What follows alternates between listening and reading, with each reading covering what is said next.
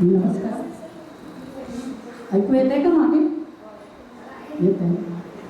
आज धनोत्रयोदशीचं औचित्य साधून आपण हा अवीट अशा गोड सुंदर गीतांचा एक कार्यक्रम ठरवला आहे.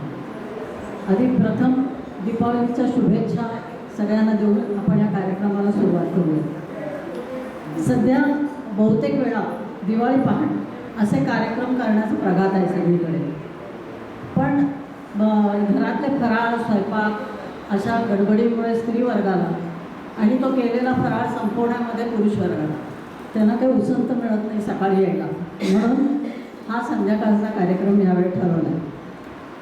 सौ सविता महाजन यांनी या कार्यक्रमाला दीपसंध्या असे एक चपखल नाव दिलं आहे.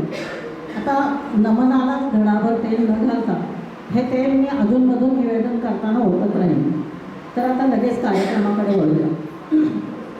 अवयव रोपणाच्या शस्त्रक्रियांचे आपल्याला आता सध्या खूप कौतुक वाटतं की याला हात मिळाला, त्याला कृत्रिम पाय लावला वगैरे, पण आपल्या पुराणात अवयव रोपणाचं अगदी उत्तम उदाहरण म्हणजे श्री शिवशंकरांनी गणेशाच्या मस्तकावर हत्तीचं मस्तक लावलं, त्याचं रोपण केलं आणि त्यामुळे गजाननाचं नाव गजानन हे रूढ झालं.